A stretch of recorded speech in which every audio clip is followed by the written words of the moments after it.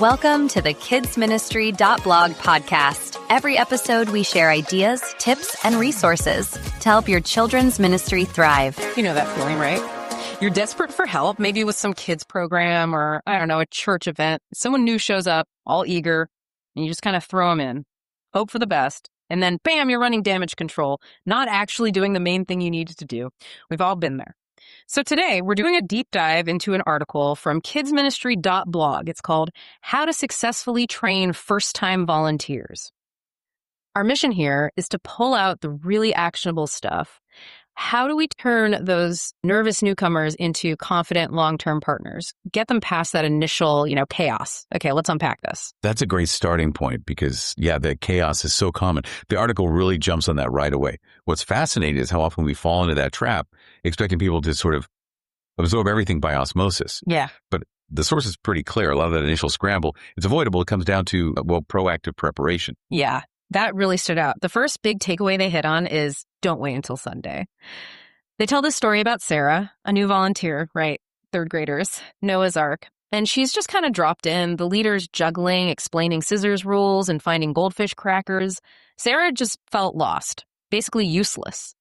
Why do you think leaders skip that prep step, even a quick one? It seems so obvious. That's a really good question. Because it does seem obvious.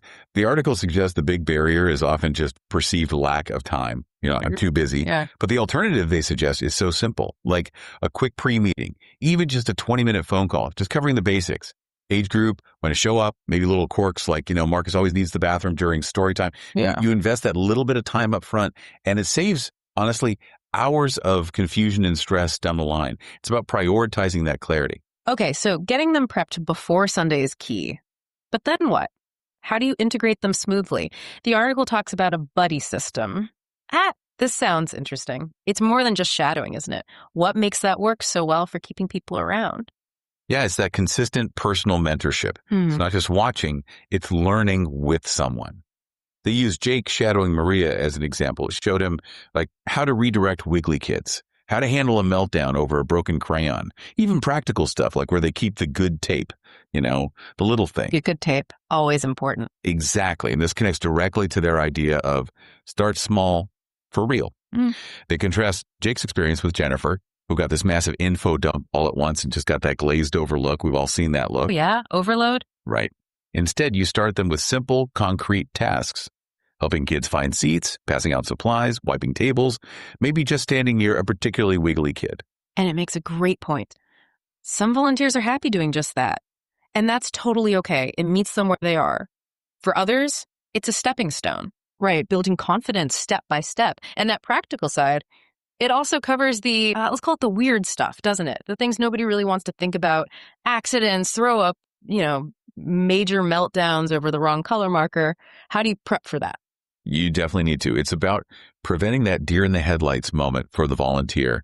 The article calls it giving them actual tools and also explaining the random rules, things that seem obvious to you but not to a newcomer. Like what kind of tools? Super simple stuff, often.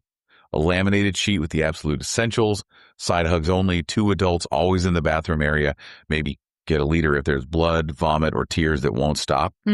Clear parent pickup rules, huge one. Definitely. And maybe a little cheat sheet. Kids' names, allergies, where supplies are, and crucially, where the coffee is. Yes, essential. Absolutely. And those random rules things like maybe lining up boys first for some reason, or keeping the sharp scissors locked away, or needing daily reports for specific kids, explaining those prevents volunteers feeling like clueless outsiders. It gives them that insider knowledge, builds competence. Okay, so you prep them, you buddy them up, you give them the tools, how to keep them for the long haul. The article mentions actually check in later. Yeah. What goes wrong if we don't do that check-in? And what are the benefits when we actually make the time? Yeah, that check-in is vital. If you don't do it, small problems can fester. They give examples, like Jessica. After a month, she finally admitted craft time totally stressed her out because she could never find the supplies quickly. Simple fix. Or David, who felt useless during worship time. Again, easy to address once you know. But you only know if you asked real questions like, hey, what felt overwhelming this month? Or what part did you enjoy most? And the article also touches on when things go wrong, because they will.